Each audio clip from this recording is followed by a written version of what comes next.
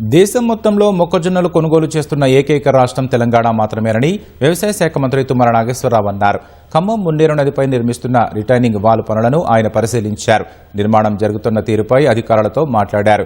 కేంద్రం తీసుకుంటున్న చర్యల వల్ల కొనుగోలు ఆలస్యమవుతుందన్నారు. డీజిల్, కూలీల కొరత వల్ల ఆలస్యమైందన్నారు. వడ్ల కొనుగోలులో తెలంగాణ మొదటి స్థానంలో ఉందన్నారు.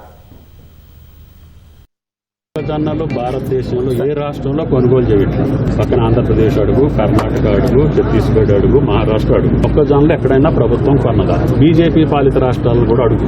ఎక్కడా కూడా రైతులు ఇబ్బంది పడట్లేదు. ఉన్నటువంటి ఇబ్బందులు కేంద్ర ప్రభుత్వం యొక్క చర్యల వల్ల జరిగినటువంటి ఇబ్బందులు. డీజిల్ సప్లై చేసేది ఎవరు? కేంద్రం చేయకపోవడం వల్ల లారీలు రాకపోవడం వల్ల ట్రాన్స్పోర్ట్ జరుగు. ఆయన అమ్మేది 2400, మన ఇంటికి వచ్చేది 3000కి వస్తుంది. గోడౌన్కి చేరేసరికి 3000ది మళ్ళీ బయట అమ్మితే 1400 వస్తాయి. మనం ఒక్కొక్క క్వింటాల్కి అంత నష్టమైనా కానీ రైతు క్షేమం కోసం ముఖ్యమంత్రి గారు నిర్ణయం తీసుకున్నారు.